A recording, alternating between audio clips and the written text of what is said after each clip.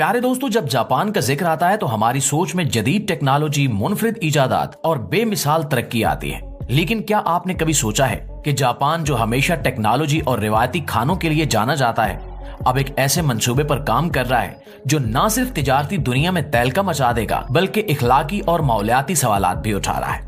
जी हाँ, जापान ने एक हैरत अंगेज मंसूबा शुरू किया है जहां मगरमच्छों की अफजाइश और इनकी खाल और गोश्त का इस्तेमाल किया जा रहा है।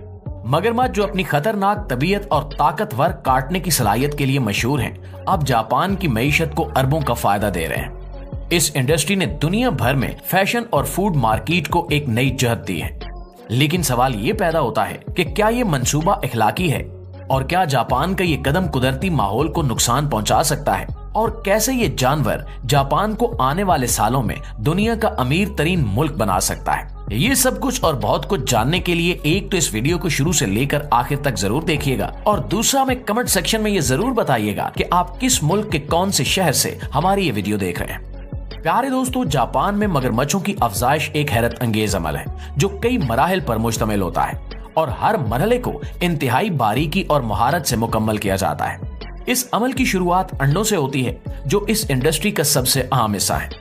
मगरमच्छ की मादा अंडे देने के लिए मखसूस जगहों पर रेत की तह बनाती है।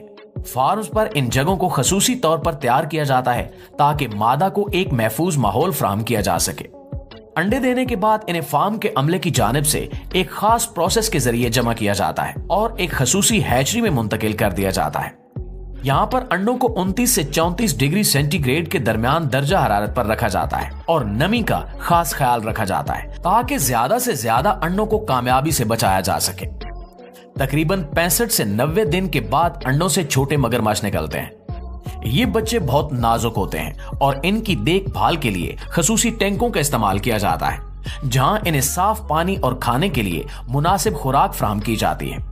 इनकी अफजाइश के दौरान पानी और सफाई और मुनासिब जगह को यकीनी बनाया जाता है ताकि वो सेहतमंद और मजबूत हों।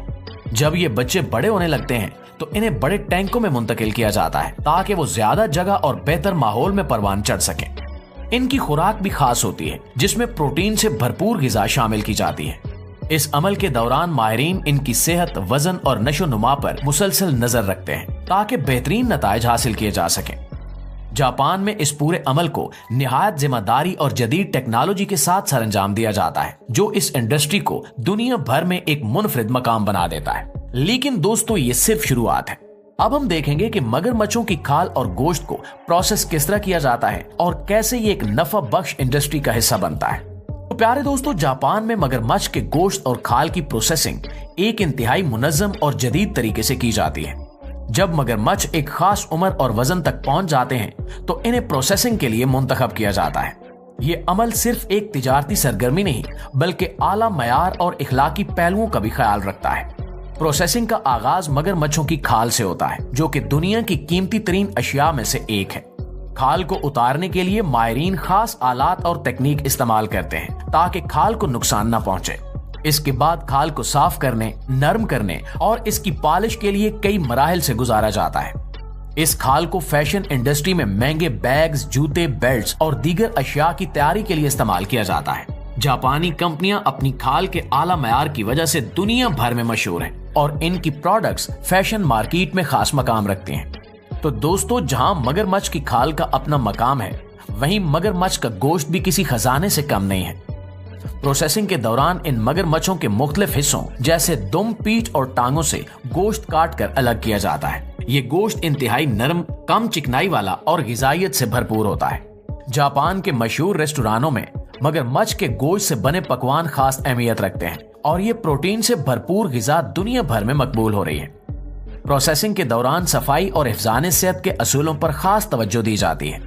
मगरमच्छों को मुंतखब करने से लेकर इनकी गोश्त की पैकिंग तक हर मरहला माहिरीन की निगरानी में होता है। गोश्त को साफ करने, काटने और वजन के मुताबिक अलग करने के बाद इसे पैक किया जाता है। पैकिंग के दौरान इसे खास दर्जा हरारत पर रखा जाता है ताकि इसकी ताजगी बरकरार रहे। ये गोश्त बाद में दुनिया भर के रेस्टोरानों और मार्केटों में भेजा जाता है। नाज़रीन, मगरमच्छ की प्रोसेसिंग का ये अमल जापान की मईशत में एक अहम किरदार अदा कर रहा है। ये सिर्फ एक कारोबार नहीं बल्कि तकनीकी महारत, आला मयार और आलमी मार्केट की जरूरियात को पूरा करने का एक मुकम्मल मॉडल है। जापान में मगरमच्छ फार्मिंग एक नफा बख्श इंडस्ट्री जरूर है, लेकिन इसके साथ साथ ये इंडस्ट्री खतरात से खाली भी नहीं है। अब जहां मगरमच्छों की खाल और गोश्त से अरबों का मुनाफा कमाया जा रहा है, वहीं ये काम इंसानी जिंदगी के लिए इंतहाई खतरनाक भी हो सकता है। मगरमच्छ अपनी फितरत में एक खतरनाक और जारहाना जानवर है और इसके काटने की ताकत इतनी ज्यादा होती है कि वो एक लम्हे में किसी की हड्डी तोड़ सकता है या जान ले सकता है। मगरमच्छ फार्म्स पर काम करने वाले अफराद को इन खतरात का सामना रोजाना की बुनियाद पर करना पड़ता है। इनकी जिम्मेदारी होती है कि मगरमच्छों को अंडों से लेकर बालिग होने तक संभालें और इन्हें प्रोसेसिंग के लिए तैयार करें। इस दौरान एक गलती या बेध्यानी किसी बड़े हादसे का सबब बन सकती है। मगरमच्छों को टैंकों से निकालना, इनको खुराक देना या प्रोसेसिंग के लिए काबू में लाना एक निहायत ही नाजुक काम है, जहां हर लम्हा जान का खतरा होता है। माजी में ऐसे कई वाकयात रिपोर्ट हो चुके हैं जहां कारकुनान मगरमच्छों के हमले का शिकार हो गए। इनमें से कुछ हादसे मामूली जख्मी होने तक महदूद रहे, लेकिन कई मौके पर यह हादसे जानलेवा भी साबित हुए। प्यारे दोस्तों, फार्म्स पर मगरमच्छों की तादाद ज्यादा होने की वजह से इनका बर्ताव गैर मुतवक्के हो सकता है और अगर हिफाजती तदाबीर पर मुकम्मल अमल न किया जाए तो इसके नतायज इंतहाई संगीन भी हो सकते हैं।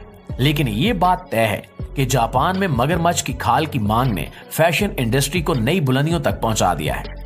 फैशन इंडस्ट्री में मगरमच्छ की खाल का इस्तेमाल कई लोगों के लिए कशिश का बायस है, लेकिन जानवरों के हकूक के तहफ्फुज़ करने वाली तंजीमों के लिए ये एक बहुत बड़ा मसला है। इन तंजीमों का कहना है कि मगरमच्छों को खाल के लिए मारना गैर इंसानी फेल है और इससे कुदरती माहौल को नुकसान पहुंच रहा है। इनके मुताबिक ये सिर्फ तिजारती फायदे के लिए किया जा रहा है, जो जानवरों के हकूक की खिलाफ वर्जी है। दूसरी जानिब जापान की इंडस्ट्री इस बात का दावा करती है कि वो माहौलियाती तवाजुन को बरकरार रखते हुए ये अमल अंजाम दे रहे हैं। मगरमच्छों की अफजाइश मसनूई माहौल में की जाती है ताकि कुदरती मगरमच्छों की आबादी मुतासिर ना हो। इसके अलावा प्रोसेसिंग के हर मरहले में सख्त कवानीन और माहौलियाती तहफ्फुज़ के असूलों को मद्देनजर रखा जाता है। दोस्तों, ये तनाज़ा सिर्फ जापान तक महदूद नहीं रहा, बल्कि दुनिया भर में एक बड़ी बहस का हिस्सा बन चुका है। एक तरफ लग्जरी प्रोडक्ट्स के खरीदार हैं जो इन अशिया को एक स्टेटस सिंबल समझते हैं और दूसरी तरफ वो लोग हैं जो जानवरों के तहफ्फुज़ को ज्यादा अहमियत देते हैं। तो ऐसी सूरत हाल में सवाल ये पैदा होता है कि क्या हम फैशन और तिजारत के लिए कुदरती वसाइल और जानवरों की कुर्बानी दे सकते हैं, या फिर इंडस्ट्री को ऐसी राहें अपनानी चाहिए जो मुकम्मल तौर पर इखलाकी और माहौल दोस्त हों। अब जाहिर है कि ये बहस आसान नहीं है, लेकिन जापान जैसे ममालिक के लिए ये एक सबक जरूर है कि वो तरक्की और माहौलियाती तहफ्फुज़ में तवाजुन कायम रखें। आखिर में ये फैसला आपका है कि क्या आप लग्जरी फैशन के लिए इन मसनूआत का इस्तेमाल जायज समझते हैं या आप इस अमल को गैर इंसानी और गैर इखलाकी करार देते हैं। अपनी राय का इजहार कमेंट सेक्शन में जरूर कीजिएगा, क्योंकि ये मसला सिर्फ इंडस्ट्री का नहीं बल्कि हम सब की जिम्मेदारी है।